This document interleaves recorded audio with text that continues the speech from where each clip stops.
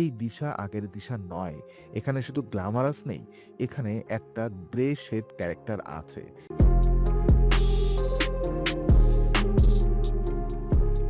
6 বছর, ৬টা বছর একসাথে কাটানো, একসাথে ট্রাভেল, একসাথে ফিটনেস, একসাথে স্বপ্ন। কিন্তু শেষমেশ একটা নীরব বিচ্ছেদ। কোনো অ্যানাউন্সমেন্ট নেই, কোনো অফিসিয়াল স্টেটমেন্ট নেই, শুধু হঠাৎ আলাদা হয়ে যাওয়া। বলিউডের সবচেয়ে পারফেক্ট কাপল বলে যাদের চেনা হতো, টাইগার শ্রফ অ্যান্ড দিশা পাটানি, তারা কেন ভেঙে গেল? কে ছেড়ে দিল কাকে? তার কারণে শেষ হলো এই সম্পর্ক। আর আর সবচেয়ে বড় প্রশ্ন, এই সব বছর কি দিশা শুধুই টাইগারের ছায়া হয়ে বেঁচেছিলেন? আজ সব প্রশ্নের উত্তর দেব। আজ পর্দা উঠবে, এটা টাইম অরাকল।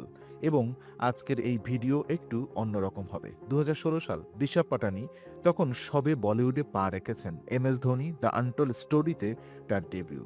মাত্র একটা ছবি, কিন্তু সেই একটা ছবিতেই গোটা দেশ চিনে গেল তাকে। সেই একই সময় টাইগার শ্রফ ছিলেন বাঘির সাফল্যের উপরে। জ্যাকি শ্রফের ছেলে, বলিউডের অ্যাকশন হিরো, যার শরীর দেখে মানুষ ভাবত এটা কি মানুষ নাকি মেশিন। দুজনে প্রথমে একসাথে দেখা গেল, তারপর বারবার দেখা গেল রেস্টুরেন্টে, জিমে, বিদেশে, এমনকি টাইগারের বাড়িতেও। কিন্তু অফিসিয়ালি দুজনেই বললেন আমরা শুধু বন্ধু। হ্যাঁ, বন্ধু। সেই বন্ধুত্ব যেখানে প্রতিটা ছুটিতে একসাথে ট্রিপ হয়, যেখানে একে অপরের বার্থডেতে পোস্ট হয়, যেখানে টাইগারের মা আয়েশা শ্রফ নিজেই দিশাকে ঘরের মেয়ের মতো ট্রিট করতেন। বলিউডে এটাকে বলে দিল্লির মেট্রো প্রেম। সবাই জানে, কিন্তু কেউ বলে না। এই সম্পর্ক চলেছিল 6 বছরেরও বেশি, 2016 থেকে 2022। কিন্তু 2022 সালের মাঝামাঝি হঠাৎ করে দুজনকে আর একসাথে দেখা যাচ্ছে না। পাপ্পারাজ্জিরা নোটিশ করলেন, ফ্যান্স নোটিশ করলেন, কিছু একটা হয়েছে। কিন্তু কি? তো বিচ্ছেদের আসল কারণ কি ছিল? বলিউড ইনসাইডার কখনো সরাসরি বলেন না, কিন্তু তাদের কথায় ফাঁকে ফাঁকে যা বেরিয়ে আসে সেটা হলো অনেক সময় অফিসিয়াল স্টেটমেন্টের চেয়েও বেশি সত্যি হয়। এবং 2022 সালে যা বেরিয়ে এলো তা হলো বিচ্ছেদের মূল কারণ ছিল একটাই শব্দ, বিয়ে। দিশা চেয়েছিলেন এই সম্পর্ককে একটা পরিণতি দিতে। 6 বছর ধরে তিনি অপেক্ষা করেছিলেন। তিনি চাইছিলেন কমিটমেন্ট, তিনি চাইছিলেন একটা ভবিষ্যৎ। কিন্তু টাইগারের কাছে তখন একটাই প্রায়োরিটি ছিল, সেটা হলো ক্যারিয়ার। সূত্র মতে টাইগার বারবার বলেছেন, আমি এখনো রেডি নই, এখন বিয়ের সময় না, আমাকে আরও কাজ করতে হবে। এবং এটা একবার না, দুবার না, বারবার, বছরের পর বছর। একটা সম্পর্কে যখন একজন সামনে এগোতে চায় আর অন্যজন থেমে থাকে, সেই সম্পর্ক ধীরে ধীরে ভেতর থেকে ভাঙতে শুরু করে। বলিউড সোর্সেস জানিয়েছে সম্পর্কটা ওয়ান সাইডেড হয়ে গিয়েছিল। দিশা ছিলেন বেশি ইনভেস্টেড, টাইগার ছিলেন তার নিজের জগতে, তার ফিটনেস, তার ট্রেনিং, তার নেক্সট প্রজেক্ট।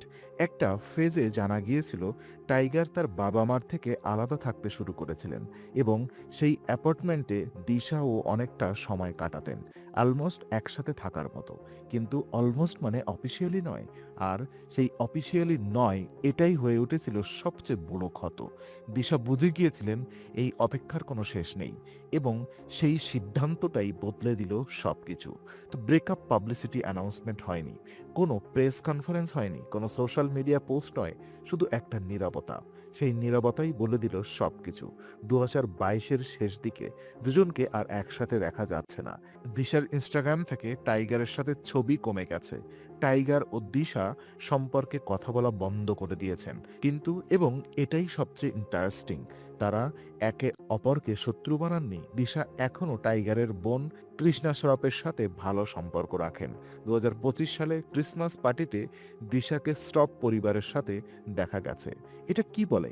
এটা বলে দুটো মানুষ হয়তো প্রেমিক হিসেবে শেষ হয়ে গেছেন, কিন্তু মানুষ হিসেবে তারা একে অপরকে রেসপেক্ট করেন, এবং সেই রেসপেক্টই হয়তো এই পুরো গল্পের সবচেয়ে সুন্দর অধ্যায়। টাইগার কি বললেন?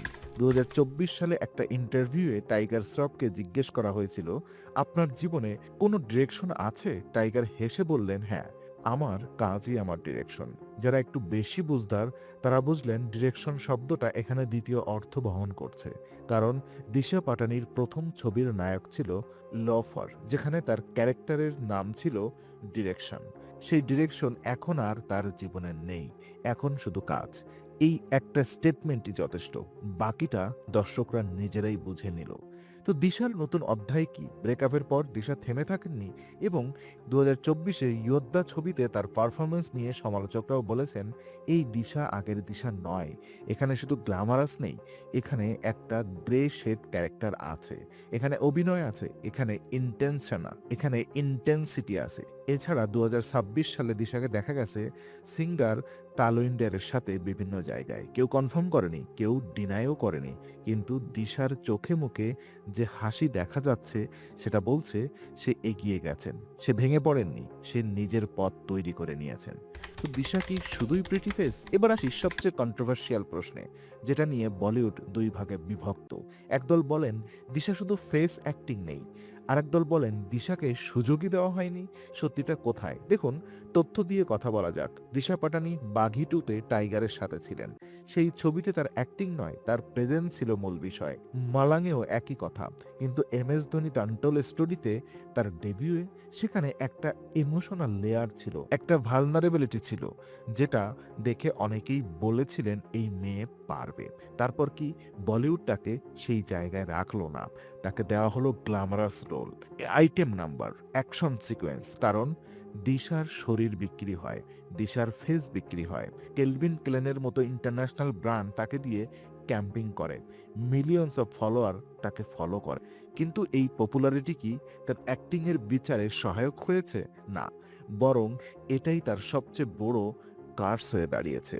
যখন তুমি দেখতে এত ভালো, মানুষ তোমাকে অন্য দিকটা দেখতে চায় না। কিন্তু যোদ্ধায়ের পর থেকে যে কন্ট্রোভার্সি শুরু হয়েছে, সেখানে দিশার নাম ভিন্নভাবে নেওয়া হচ্ছে।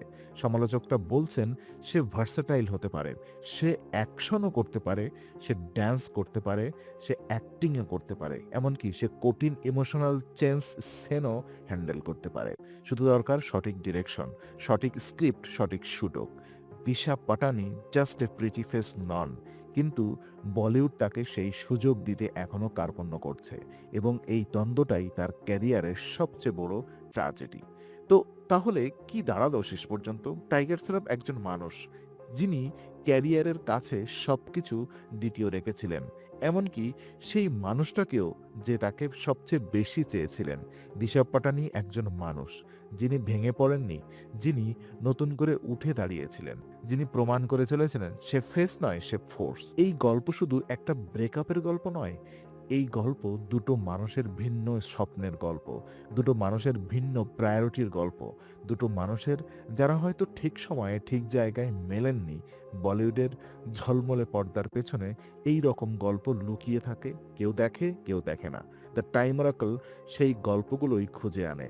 আজকের ভিডিও যদি আপনার ভালো লেগে থাকে, লাইক করুন, চ্যানেলটি সাবস্ক্রাইব করুন, আর কমেন্টে বলুন টাইগার কি ভুল করেছিল